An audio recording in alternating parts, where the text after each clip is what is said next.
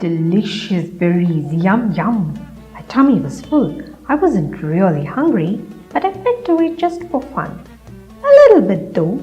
I wasn't greedy. Why should I when I wasn't among the needy? I get what I want before I want. I have 100 servants around me. My wish is their command. If you're thinking, who's this lucky guy? Hold your breath. Let me introduce myself. I am the royal parrot of Raja Surai. My golden cage is as big as the Raja's own. Don't tell him, but I think it's much prettier too. Soft couches, yummy food, amazing games abound. It may not come to you as a surprise. I dislike all the other birds in the skies, like the crow cawing on the old tree outside, having rats for lunch, and what else beside. But why does he seem so carefree and happier than me? Why is his flight so light, his voice so bright? I have everything in the world, and all he has is the tree. I wanted to understand the reason for his bliss and get what he had that I had missed. So I had my servants bring him outside my nest. I came straight to the point. I did not wander. My time was too important to waste and squander. I said, I'm the luckiest bird that there is. My king loves me, and there is not a wish he would deny. Now tell me, what exactly do you possess? Why don't I ever see you in distress? The crow answered in the caw-cawing voice, with no sophistication or culture whatsoever. I could not bear the noise.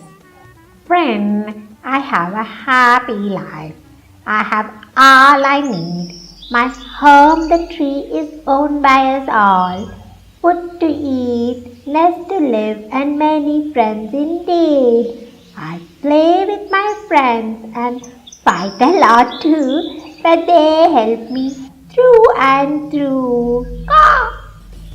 I laughed heartily at his silly innocence. Did he know what it meant to be rich? Tree, food, friends are of no consequence. I said, pretty much I would say you have nothing. And by the way, you have no idea what you're missing. I do have one thing you do not, he continued unasked. I listened with bated breath, in spite of myself. I have freedom.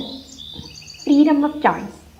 I choose my tree, I choose my sky, I choose my measly food, I choose where to fly. I got ready to shout at him, at his impertinence. I have more choice than he ever would. Was he thinking that the royal parrot had no sense? I replied in a menacing voice that left no doubt of its sting. I can choose for sure. Maybe I can choose to wring your wing. Come fly with me to the forest, he said with a laugh. If you are free, step out of your nest by choice. We can return in an hour and a half. I will show you how the clouds move or how the river flows. The birds chirping in languages unknown and the majesty of the lion's roar. I knew I could not move from this position. My beautiful palace of golden moor, was it indeed a palace or was it a prison? I would never spread my wings and feel the wind blow or get chilled to my bones in the ice-cold snow. Friend, I understand I indeed do not have the biggest gift of all, the freedom of choice. Help me here. Tell me, what should I do? Will I ever be free and happy like you? The unkempt crow did a sudden somersault and fell to the ground on its back. I shrieked in fear, completely appalled. I could not and would not do this blunder. Giving up my life was not an option to consider. And he got up and flew away with a smile on his lips. I saw my friend wink from the corner of my eyes. Wait, I think I understand his trick. I made my plan for freedom. The next day, when my servants came with the food, they shrieked and cried and ran aghast, for I lay on my back as still as I could. They immediately sent word for my master, who shed tears of sorrow at this disaster.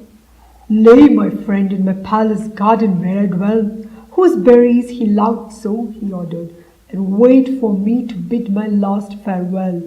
They did so with utmost care and love, and set me on the ground with the blue sky above. As the dear men bent their heads in grief, waiting for the king to arrive as asked, I did a quick turn around and flew out of their reach. I flew up to the tallest tree in a zing and felt the free air strike my wings. The king and the servants called to me, first with love. Quickly the loud turned to rage and anger at the trick I played on them here and now. I squawked meaningless words and jumped endlessly. Life is nothing if it is not free for me.